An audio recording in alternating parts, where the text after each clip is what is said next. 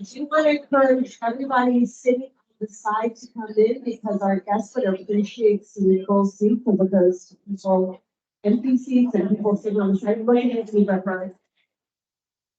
I'm looking at you, Joel. I'm looking at the audit team. I'm looking at Criswell. Yes, I'm calling people out. Let's fill in the seats so our guests feel welcome, please. Thank you.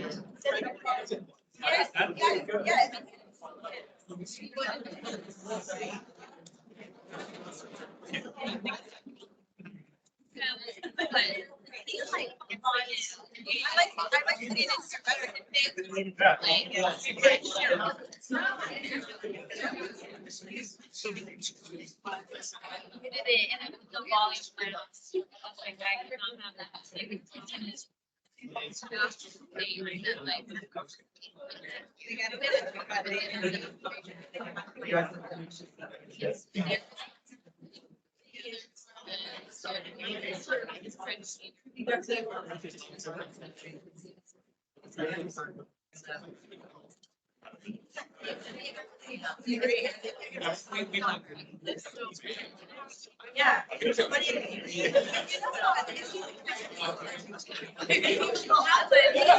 Speak over here.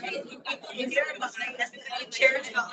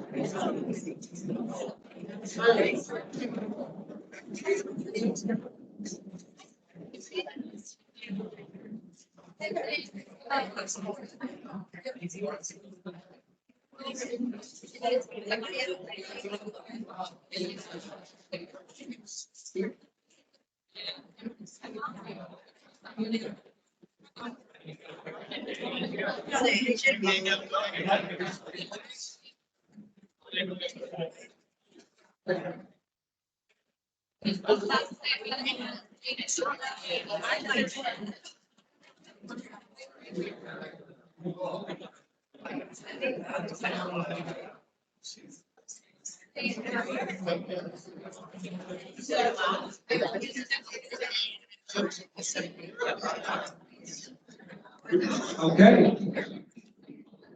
Thank you all for coming today. We are going to start right now. By the way, we still have a couple seats inside for those who might want to make their way in. Good morning and welcome to our April 3rd Wednesday speaker series. Our topic today is San Diego's tourism outlook and the airport's role. We have three fantastic industry leaders joining us today.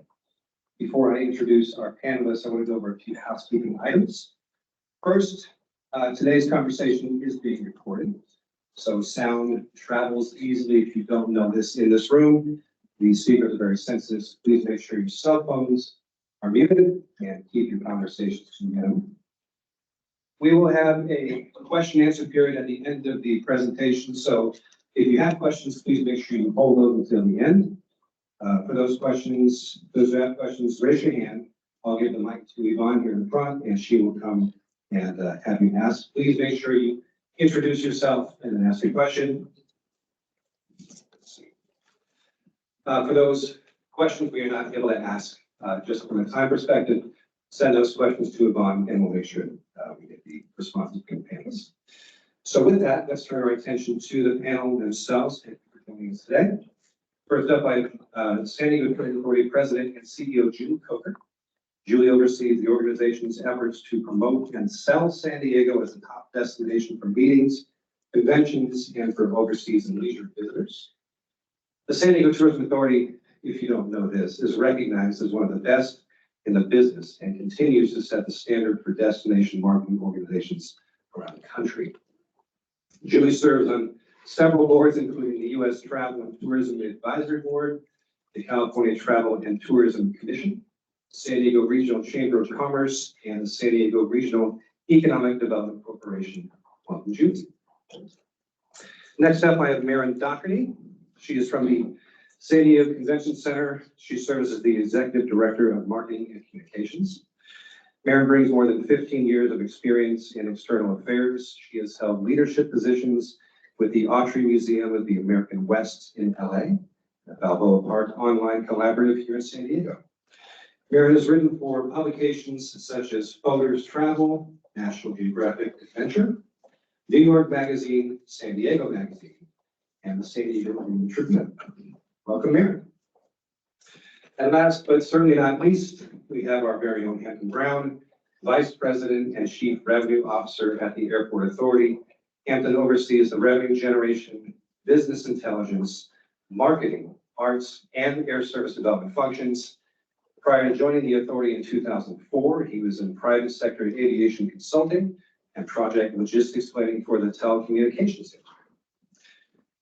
Hampton is also a fellow from the joint ACI, International Civil Aviation Organization Airport Management Accreditation Program.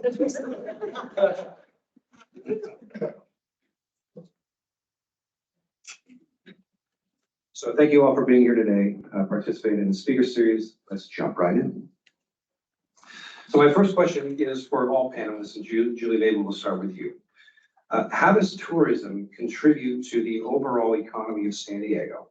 And what unique aspects of the San Diego region make it particularly attractive to tourists, and Hampton in your case to airlines, compared to other destinations? Sure. So first of all, it's really cool to be here and not actually be flying out. Like this is like a luggage, it's really cool. The other thing is, this is my first time in your new building. So I like to the Uber driver, you have no idea where you're going. You miss the building, it was like, they have a new building. So I was embarrassed.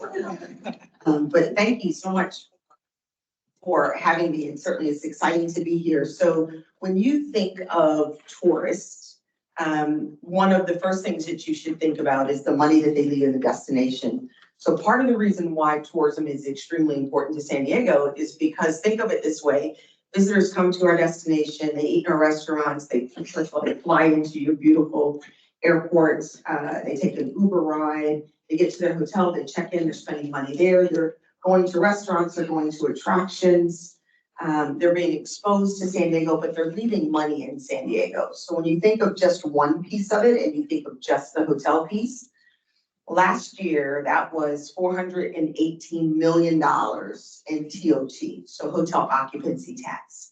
That's what visitors left in our destination. And the beauty of that is that money went into the general fund. So as residents, we got to see that in the form of services, whether it be trash pickup, whether it be fire, police, opening parks and rec, all of the things that we enjoy. So that's the first thing I would say is the economic benefit of having tourists in our destination. The other is just the cultural exchange. So folks coming from, whether it be across the country, Midwest, East Coast, or across the globe, They come and experience our neighborhoods and they experience everything that you love about San Diego. Not just the weather and the natural beauty, but what really makes San Diego. And it's the people, it's the neighborhoods, it's the vibe. And that's really what we sell. And I would say to you, that's what separates San Diego from other Southern California cities. We know that we're not LA, right? Those of you that are from LA, sorry about that, but we're not LA.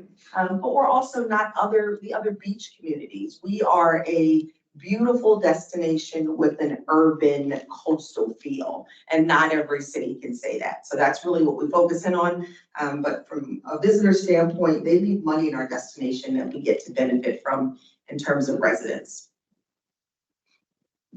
Sure, and just to add to that, I think in terms of, convention business, you also think about everything else that goes into hosting these large conventions. There's off-site events, so even outside of our building, some of our clients will activate the Rady Shell, or they'll have off-site events at bars and restaurants, and then all the different firms that support a convention, businesses like florists and dry cleaners, they all benefit when we have these major groups come to town. So when you see, within the airport itself, those signs for the dermatologists or for the cancer researchers, those are tens of thousands of people who are coming here into San Diego, spending money directly, indirectly, into our economy here.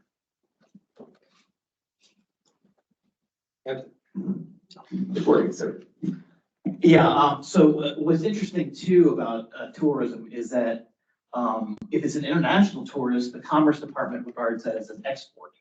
So even though they're coming here, they're leaving money in San Diego, and therefore we gain that as an export.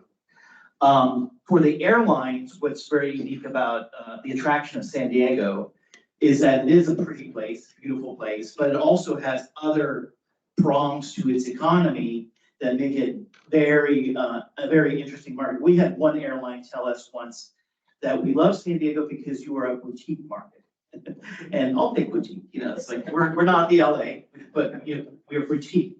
But because we have the inbound tourism, we also have outbound tourism because we have affluent residents that want to travel to other places.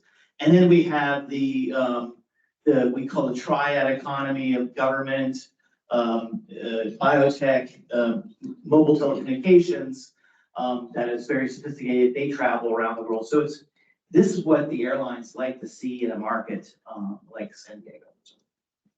So we've talked a little bit about tourism, but business travel historically has been an important sector for us. We saw that drop off in COVID. Will we see full recovery? I'll start against it. The interesting thing about the business market is, as we all learned during the pandemic, that we were able to have meetings remotely on using technology. So what I would say is that the business market, when you look at the network patterns post the pandemic, the Bay Area has really suffered in terms of capacity, and that's attributable in our view to these day trips to San Jose and San Francisco for business. And so whether that returns is still open to question. I think there has been maybe a systemic change in how people do day business trips. I think that they combine business trips into multiple days, that has recovered to an extent. International business travel is recovering. Some sectors, Europe has recovered faster than Asia, but both are recovering. So I think we'll see the market evolve differently over time. With conventions, there was absolutely that question during the pandemic of, will Zoom replace all of this? Is this really going to come back? And this year, it's been incredible to see event after event has had record-breaking attendance, even compared to 2019, even compared to pre-pandemic. People want to see each other. They want to network. There's a lot of very, ambitious emerging professionals that see the value of that networking and presenting to their peers and really being there to form these relationships. So the most recent large convention we had, American Association for Cancer Researchers, had 23,000 attendees, highest they've ever had. The hybrid piece is still a component. We've seen some conventions absolutely embrace that and still have that record on site. They just are at times matching that with their online attendance. So that's been fascinating to see as well. Yeah, it was actually 23,208. Just because, you know, just because we got, right, we're competitive like that. So completely agree. We learned obviously during COVID is one of the strengths of San Diego is that we are not a headquarter for a number of Fortune 500 and 100 companies. And that really proved to do us a good service during COVID because that's where you saw San Francisco really take a dive. So San Francisco, and obviously that's one of our number one competitors when it comes to meetings, but they do have a strong corporate base. And as Hampton said, a number of those folks are still, saying I can conduct this meeting on Zoom, one-on-one meetings, right? We didn't have that here. What we have are really two major segments. We've got leisure, which is really 70% of San Diego's demand. And then we've got 8% demand, which is generated from the convention center. And then we got 22% demand, which is generated from hotel meetings. So we really don't have a strong corporate base. Where you see that corporate base is UTC area, life sciences, innovation up in that area. But the bulk of your hotel rooms are downtown. So for us, for example, last year, we were number 3 in hotel occupancy in the country, only behind Oahu and New York. And New York is an outlier, like you can't even count them, right? They're in their own deal. And the year before, we were number 4. And Phoenix just snuck in there, but of course they had Super Bowl and they've got their waste management and so forth. So they had some other things first quarter that took over our spot. So from a business standpoint, what we are seeing, and as Marion said, is definitely attendance is back. We knew that spending was coming back, and you guys all know this because the hotel rates are higher. Everything costs more. Airfare is more, Uber is more, everything's more. So the spending we definitely saw come back sooner. But what we are pleased with, as Marion said, is that folks are still coming to meetings and conventions. And there was a whole talk about whether it would be regional and not annuals. And that's not what we're seeing at all. And we're seeing the same thing. We're seeing it at the convention center, but we're also seeing the same thing in our large hotels. So your 3 big boxes downtown, the Marriott, the Hilton, and the Hyatt, their groups are also picking up pre-2019 levels. They're self-contained pieces of business. Obviously, the other thing that we're keeping an eye out, and I was there yesterday, is the Gaylord, which is down in Chula Vista, which they are saying Gaylord San Diego for a variety of reasons. But the pre-bookings that they have on their books now, and they open May of 2025, exceeds any of the other 4 Gaylords that opened. The great thing about that is 63% of their business is new to San Diego.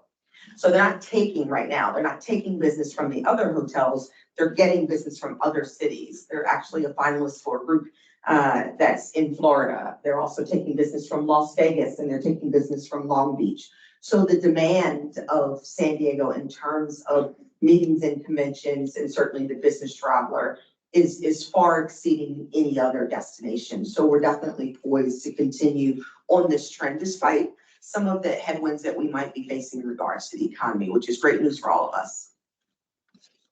So you're talking about trends, and I was going to start with something else, give you 2 softballs, but we'll stay on trends right now. You're both in the business of selling San Diego, right? The San Diego brand across the world. So what emerging trends do you foresee shaping the future of tourism and conventions in San Diego? And how are your organizations preparing to adapt to those changes? Sure. So I'll start. So recently, American Express produced the 2024 Global Trends Report. And a couple of things definitely bode in our favor. One is unique experiences. So, coming for a meeting or convention, you do have free time. So the fact that we've got a destination that is so walkable, and the weather is picture perfect, it may not always be to us San Diegans, but to others, it most definitely is, allows you the opportunity to really immerse yourself in our culture. So you can take a quick Uber ride over to Old Town or Chicano Park or the Convoy District and have this wonderful experience and really get to know San Diego, live like a local, and I know you guys have heard that before. So you can do that whether you're a leisure guest or a convention attendee. The other thing that we're seeing is definitely, as Hampton mentioned, leisure. So if I'm gonna go to, travel to New York or San Diego, what have you, I'm going to definitely build it for the most part. Most are also gonna build in leisure time. So our destination bodes well for that, because again, we have that urban city feel, if that's what you're looking for, but then we also have the hiking, biking, coastal areas, so you can extend your stay and extend your business trip and really feel like you have a vacation here. And the other thing that I think that's important, I was just reading an article, is that San Diego is hassle-free. That's what's great about having a vacation here. It's not, how do I pack and what do I need to wear?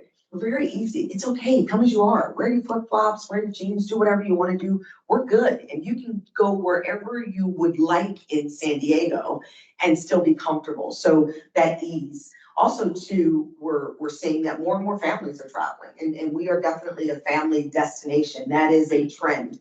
That is definitely on the rise. And obviously we have that on lock. And certainly what we push here in San Diego is October. We really push Kid Friendly Month because that should be your second vacation. That should be your second summer vacation. Why? Because we still have awesome weather. So you can come back to San Diego. And then the last thing that we're seeing is sports. Folks are really traveling for sporting events. And we have an amazing Sports San Diego that has just done a phenomenal job. And obviously Snapdragon Stadium is just a game changer for us. But certainly the professional as well as collegiate teams that we have that are doing well really do also bring visitors to the destination. And then of course, Petco Park and the number of concerts. We all know what Taylor Swift, the impact that she had. I read an article the other day that when she was in Chicago, they ran 92% occupancy. And it was like 23 degrees in Chicago, and they still ran 92% occupancy because of Taylor Swift. So those are the things that we're leaning into here in San Diego. Sure, really good trends to mention. I would add, one that I would mention is absolutely sustainability, that with the return of conventions, people want to return, they want to meet in person, they also want to do it as sustainably as possible. So what that has been for our team is adapting to what those expectations are. So on the meeting planner side, they're expecting robust reports after their events, their electrical usage, their water usage. That can get very complicated when you have 4 different events in the building, some with overlapping days. How do you report out on some of these very detailed metrics that they want to report back to their boards and their leadership? And then on the attendee side, it's an emphasis on plastic reduction. So this year transitioning from plastic water bottles to exclusively canned water, also having water refill stations throughout the entire building, and all of the other energy efficiency upgrades that we've been doing in the facility. So that emphasis on sustainability we're seeing with attendees, with exhibitors, and with the meeting planners themselves. So, sorry, sticking with the two of you, I'll save the stuff on third, like I said. Considering, we'll come again, I promise. Considering the social issues in San Diego, how is homelessness and housing unaffordability impacting tourism? And are there any strategies that your organizations are pursuing to address these issues?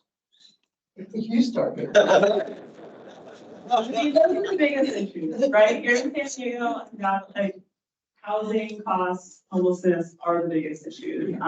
They're big for residents, they're big for visitors. They want to know what's happening here. What we hope to see is that when conventions come back, those that come back every 3 years, 5 years, that they see progress. And we stay in touch with the mayor's office, with others, so that we know what is happening in order to have that progress. Also, we're able to talk about kind of the role that we've played as a convention center. It wasn't that long ago, it was during the pandemic. For a full year, we were a homeless shelter. We served 4,000 people in our building. They, 3 meals a day, showers, laundry facilities, cots in the entire lower level of our building. We got to know it very, very well. And we feel as though we also played a role in the regional collaboration that came out of that by bringing together multiple shelter providers, the county, the city, so many different agencies working on behavioral health and therapeutic services, things like that. And it's continued to be referenced as an example of what can work when you have so many entities truly working collaboratively to help people then transition into permanent and longer term housing. So I think it's good that we continue to kind of reflect on that legacy and the knowledge that we gained about homelessness in the region from that, while continuing to work with our leaders to help support anything in terms of progress here. You want more?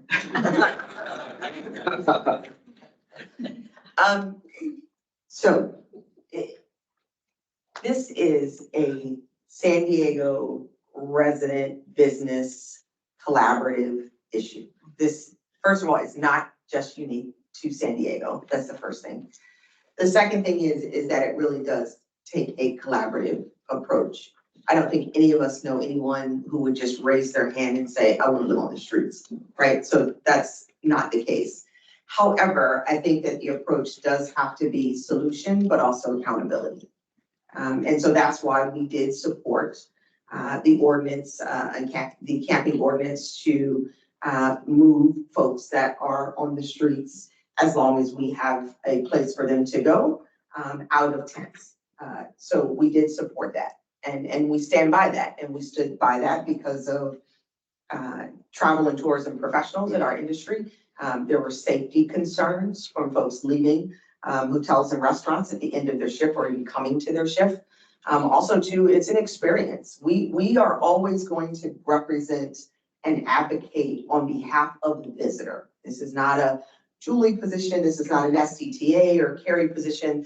This is a position that we're hearing from our visitors. The other thing that I think is important that Maren said is we're not compared to other destinations. So sometimes you hear, oh, we're not as bad as San Francisco. That doesn't matter.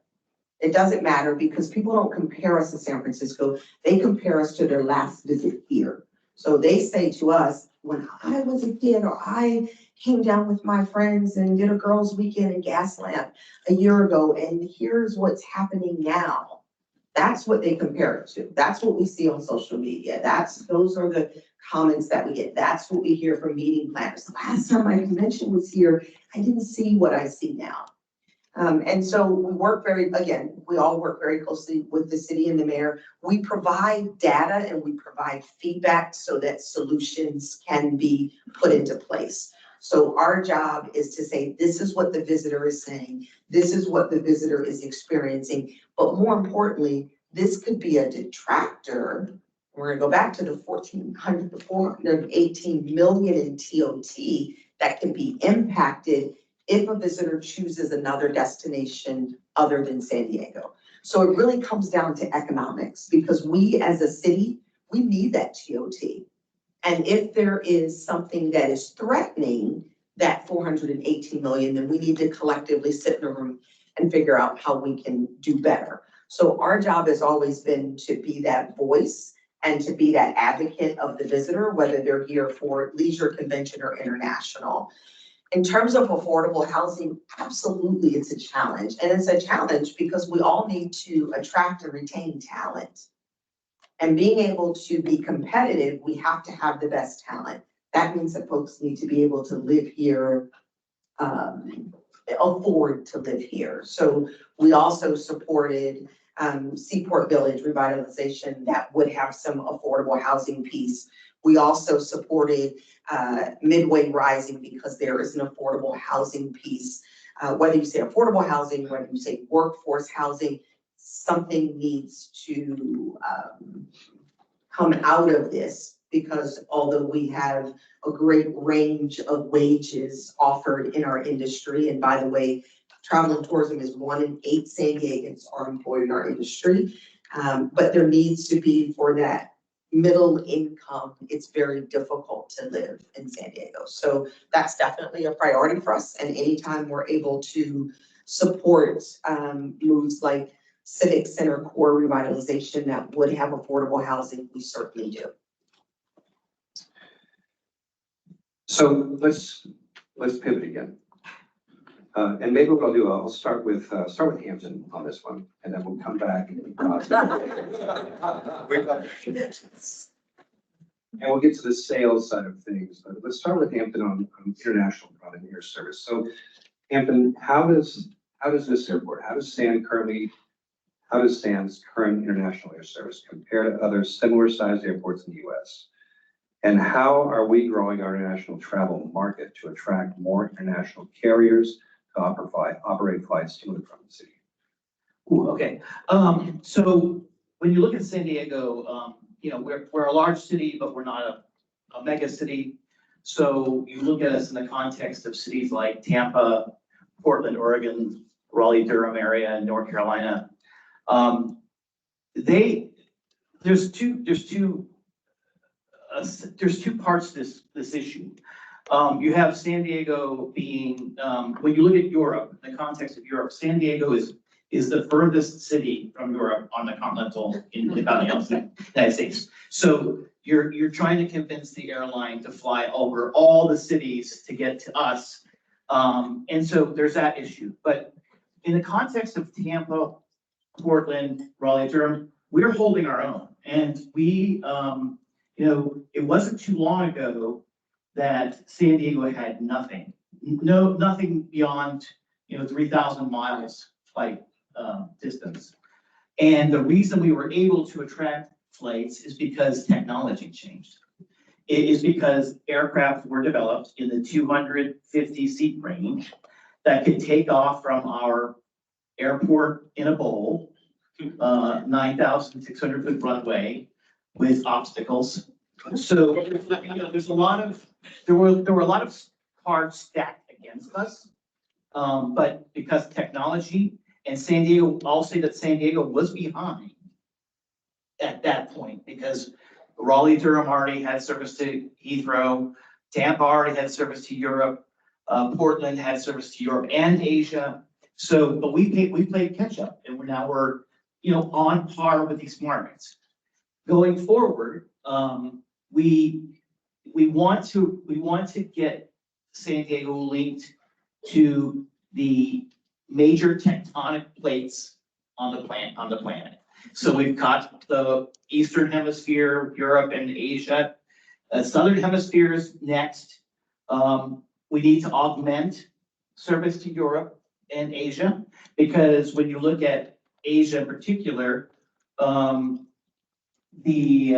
network that JAL gets us to is not sufficient to meet the entire demand of San Diego, Asia. And so those are the real things that we're looking at right now. So I think I answered most of the question. Tectonic plates. Glad you didn't pass over that, because that was pretty good. So let's use that. Julie, where geographically does the Tourism Authority focus its marketing dollars to sell San Diego, and what factors do you look at when you're trying to position San Diego across the world to drive demand for San Diego? Tectonically, no. Okay, so we basically market and sell San Diego domestically and internationally. So from a domestic standpoint, obviously being where we're situated, Los Angeles is a big theater market for us, as is Arizona and certainly Vegas. We've also branched out into Chicago, New York, Denver, Seattle. We very much follow airlift, right? So we've got our drive pattern, because obviously folks can get from those Arizona, Vegas, and Los Angeles in that 3 to 5 hour range. So definitely the drive market is very strong for San Diego, especially in the summer. And it's great, and it's what fills our hotels. And obviously, you know, certainly you can then build on top of the convention business that you have here.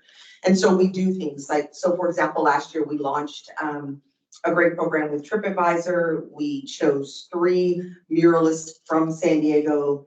They had murals in April, and it was up for the entire month. And we did it in Chicago, New York, and Los Angeles. Obviously, there was the QR code. Isn't it amazing how the QR code went away and now it's like a rock star? It is back. So The QR code was on all three of the murals, and if one told you about the muralist, who just happened to be females from here in San Diego, and it was their vision and their view of San Diego. But then it also told you about visiting San Diego and the itineraries. And that garnered over 5 million impressions because they were in high traffic areas in those three major dense cities. So when you're talking about consumer marketing, think about where we would have to go to really capitalize on a larger market. So while other smaller cities like Boise and so forth might be important, what you have to do is really, we're kind of stretch my dollars. And so when you're talking about Los Angeles and you're talking about Las Vegas and you're talking about the number of folks that come from Arizona in the summer, and certainly Chicago and New York, you have a high dense area. This year, we're gonna do something that's also gonna be cool. We're actually gonna do a pop-up eatery, if you will. So we're partnering with Vox Media and their product eater. And so we're doing it in New York in May, and we'll do a pop-up restaurant for 60 on Saturday and that Sunday. And we're taking the chef Travis from Cali. And so of course we'll have media there, but then we're also in their own network, they're gonna actually sell tickets. And so it's gonna be this taste of San Diego in New York. So we're really excited about that. Earlier this year, we also did something similar in South by Southwest. It was our first time going.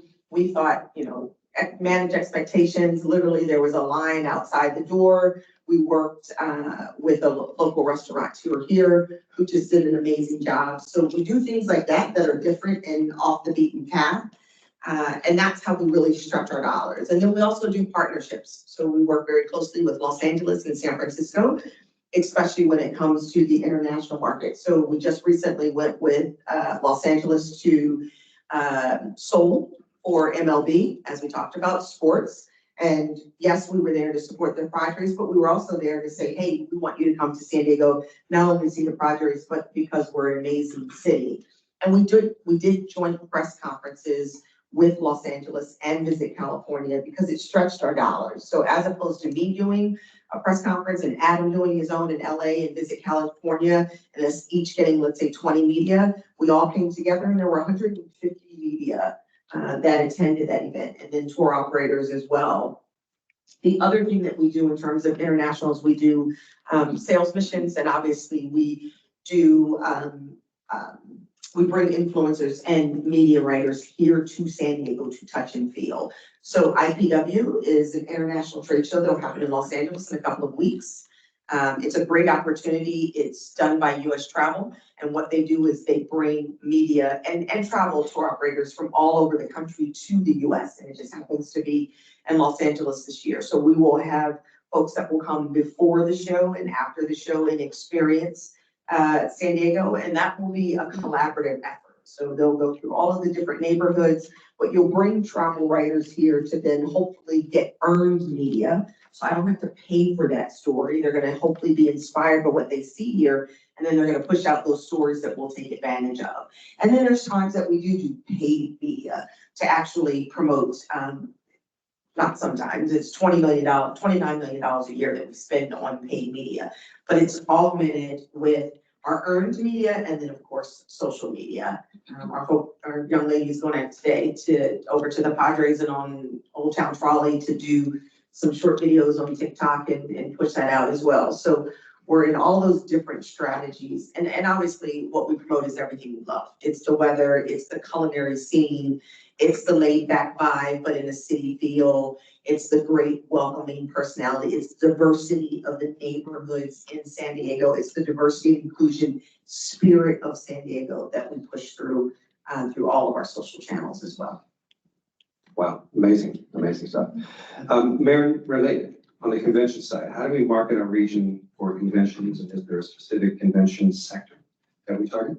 Sure. So we work very, very closely with the San Diego Tourism Authority on just about everything, but especially our long-term sales.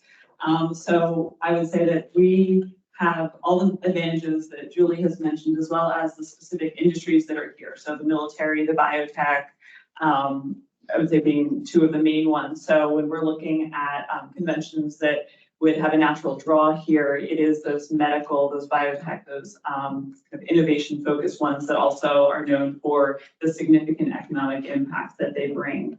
The other area I would say I mentioned is just because of our strong brand that's associated with Comic-Con. We are well known among those pop culture conventions, and so you'll start to see more of, has anybody heard of Twitch? Kids, Twitch, most likely. So TwitchCon is one that you'll see continuing to grow. They're gonna definitely paint the town purple this fall. So you'll see a lot of that all over San Diego. And we're invested in partnering with them and seeing that continue to grow as well. It's a flashy, very high energy event that you'll see all over town. That's awesome. That's awesome. I've got probably room now for 2 more questions, and then we'll ask for questions from the audience. But let's start with Hampton on an airport infrastructure question. So what extent, if any, do regulatory considerations, airport infrastructure, think new T1, operational efficiencies influence airlines' decision to expand their presence here in San Diego? Okay, so I'll address the regulatory question first. A lot of people don't realize that international air service is governed by treaties between 2 countries. So when we have flights to London, it's governed by the United States, United Kingdom bilateral air service agreement, which until about 10 years ago was a fairly restrictive treaty. It told what airlines, where they could fly within the United Kingdom and Europe and in the United States. And now we've moved to more free market treaty with most countries in the world. One exception is China. China is still a restricted market. They only allow a certain number of frequencies by Chinese airlines to fly to the United States, and conversely, only a certain number of US airlines are granted frequencies to fly into China. So right now, China reopened after the pandemic. We have a situation where there's more demand coming out of China than US demand going to China. What that means is the US airlines have no interest in adding additional frequencies or granting Chinese carriers additional frequencies to the United States. And no US airline, because we're not a hub, is going to fly San Diego, China. If we want China service, it will be a Chinese airline.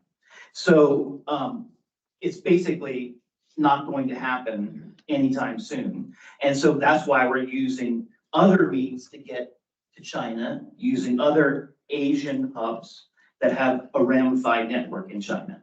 So that's regulatorily, there's a lot of issues.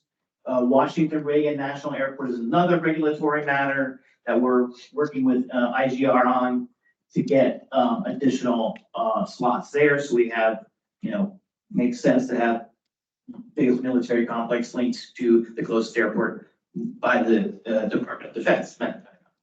So, but infrastructure wise, it does matter. Airlines do want to see, hey, if I come in there, will I be able to grow? And so we it's very important that we're moving along with NT1. The airfield efficiencies, I think, are going to be also game changing in the sense of not having delays and being able to tell airlines you're not going to have a delay prone situation. We're very lucky in the sense that when an airline does land here, the taxi time is could be nothing. So those are very important for airline scheduling economics. So this is not the script, by the way, so sorry. Take it or leave it. So as we think about moving different airlines to new T1, capacity, I probably should have said this. Capacity, service, product offerings, the mix, how do we want to go about getting that right? Well, I mean, you need a balance. I think both terminals are going to have an equivalent amount of creature comforts, if you will.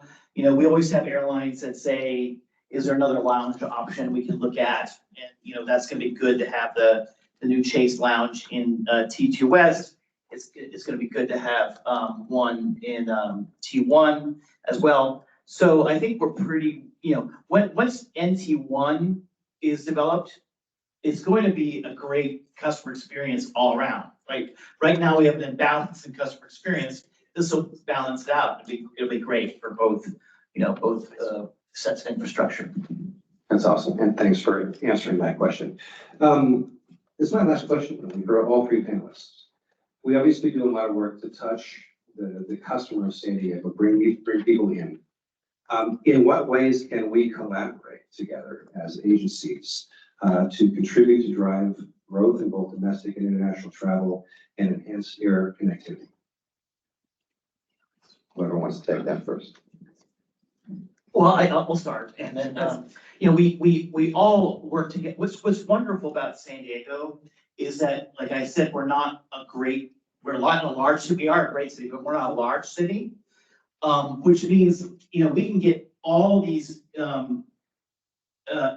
influencers and, decision makers in a room in a week and come together and come up with a plan and strategize how we get service.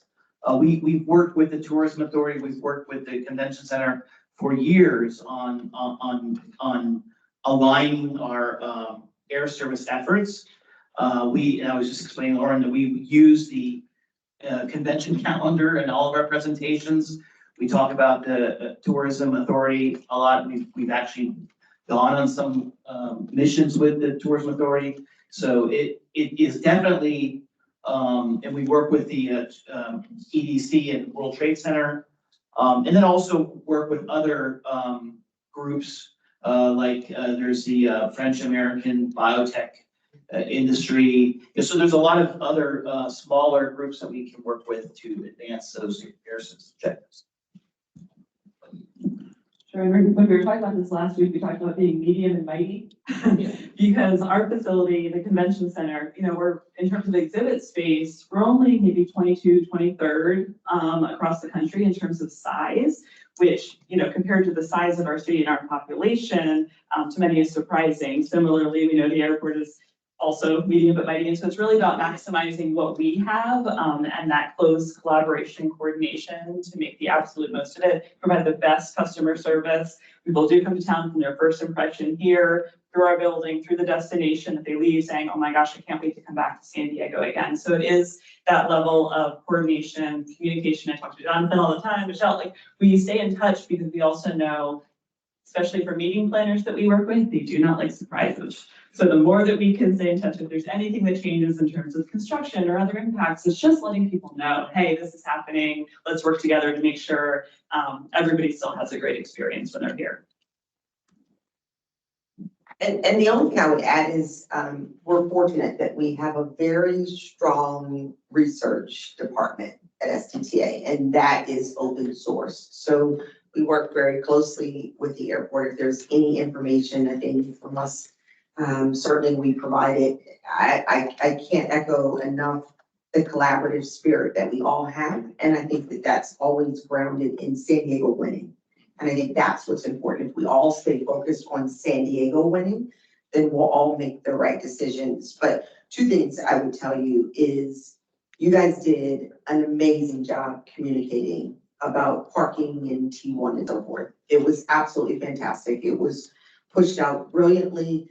If you didn't know, then you're just dumb. And you gave options and they were timely updates and it was great. And we used that information to communicate to our leisure visitors, but also to our meetings and conventions. And as Marion said, it made them aware of what was happening and we could plan accordingly. And those are the things that matter. So I just texted him, this week saying, hey, we're going to China on a trip, myself and Sean Dixon from the zoo. And is there anything that you need us to do? And that's the kind of two-way dialogue that we should have, because again, it's about certainly the destination winning. So I think that's the most important thing, is that we all work very closely together, which is great. Open lines of communication for sure.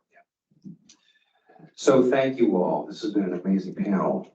Those are my prepared questions. I want to open it up to the audience. If anybody has a question for really the top minds in this industry. I'd love to just open it up. Dave Ellis. Yeah, I'm curious if the Gaylord project down in. Listen, I can speak loud enough, Trump. I'm curious if the Gaylord project down in Chula Vista, as mentioned by both of you, is an opportunity where that convention center and the San Diego Convention Center can work together and be one of the mighty convention centers. Would that ever happen? And or do you see it being a detriment to the San Diego Convention Center with that facility opening? Just curious. great question. So actually, they now have their general manager on board, which is part of the reason why we went down. So it's a 1,600 room hotel. It does not have the ability to expand. And I say that because most Gaylords, the way that they were built, they can go up to 3,000. They usually start around 1,300 and then have the ability to grow. The land that they've chosen and Coastal Commission would really make it an opportunity if they were going to try and expand. So so that's the first thing. They have great space, 12 different food and beverage outlets. And just it will definitely be a memorable experience, but more importantly, it also transform Chula Vista.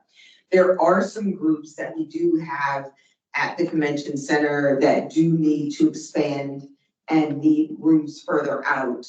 And we have done some partnership with them and looked at some room blocks for some of our groups that will actually stay at the convention, or most of their groups will be at the convention center. They might use the rooms down there. In terms of, it would have to be a pretty sizable convention to use both facilities. Not saying it's out of possibility, but there's probably very few that would need both of the convention center sizes. I see it more as overflow. I also see it as we are a very, we have high occupancy at the convention center, as Mary said, which is the reason why we hopefully will settle Measure C at the end of this year so that we can expand the convention center. So there are some groups that we don't have dates for. And what I always say from a sales perspective is it's easier for me to steal a piece of business from you that's in San Diego. So I would rather you go down there and you try it. And then when I do have dates, I can get you back as opposed to you going to Vegas or Chicago or San Francisco and so forth. So, and it's also keeping dollars here in San Diego and it's keeping our residents working. So we are working with them on things like that, where we don't have dates, but before you leave the state, or leave our city, check out the Gaylord. What we have found, and and again, speaking to them yesterday, where I think that we might start seeing some challenges is when they go after some of the smaller pieces of business, like maybe it's 300 rooms on peak, and it could be self-contained in a hotel. They have so much space. So if you said to the Marriott right now, I've got a 300 person room that I want to put in 2026, they would laugh at you because they have one ballroom and they're not going to sell that space for 300 rooms. But at Chula Vista, at Gaylord, because they have so much space, they could take that 300 and they could give you 20,000 square feet of space and they could still sell around it. So that's where it could be a little tricky because maybe they are looking at the Marriott or maybe they're looking at the Lowe's or another property of that size. So there could be some self-contained. Remember, Gaylord is managed by Marriott. It's part of the Marriott chain as well. So some of those leads that come to the Marriott properties will automatically go to the Gaylord as well. What I can tell you is that we have heard from the 3 big boxes, which would be the most worried, meaning the Hyatt, the Hilton, and the Manchester, the Grand, the Hyatt, the Hilton, and the Marriott. They have not lost any significant business to them. We have not lost any business that we weren't okay with. There's some business that is space heavy and not a lot of food and beverage or not a lot of AV, so it's not the most profitable group. So if they chose to move to Gaylord, we appreciate them still being in San Diego, but we're okay that they're not at the convention center. So that's what we're experiencing thus far. And so we'll continue. Where I'll tell you the challenge is, guys, is the labor. So the workforce for our hotels and for our convention center, and for those that are commuting south up here north, that's closer. So if you're coming across the border, Chula Vista is closer than coming to downtown. So those are the kind of things that we're looking at to make sure that we aren't cannibalizing the market, but in fact, growing it and helping to grow demand. Thank you. There's one more right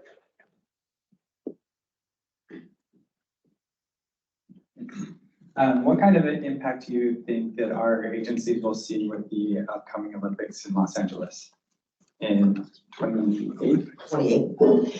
We should see some demand, both. One, we should see some impact from FIFA, which is 2026, and then also to the Olympics. So actually, there's a meeting that's scheduled with their chair of the Olympic Committee in LA and a group called Sports Innovators. Bob Ruth heads that up, and it's everything from lifestyle brands like Jury that are a part of that, plus facilities, plus all the professional teams. So we're gonna get together in June and just talk about ways that we can collaborate. Of course, our Olympic facility will definitely have some teams, and there'll be some housing that's done there, and also some practice rounds and so forth. But we've got some great facilities, so we definitely will take advantage. Now, from a leisure standpoint and from an international visitation standpoint, we will absolutely work very closely with Los Angeles to have folks that are coming for FIFA as well as the Olympics to come down. So we'll take full advantage of that. And Visit California is already looking at a strategy. So consider them the marketing agency for the state. They're looking at ways that folks can explore all of California as they come for FIFA and as they come, because I want to say San Francisco is also having some matches with FIFA. So we'll definitely take full advantage of it. Yeah, good question. I think we have time for one more question. Any other questions out there? United American, you want to know my favorite airlines? Only because I have status. Well, thank you all for your participation. This was a great conversation. We round of applause for our panelists, please.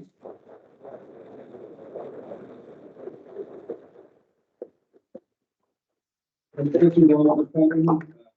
That is the end of our presentation today. Please be on the lookout for next month's Stand Live on May 15th. Have a great day.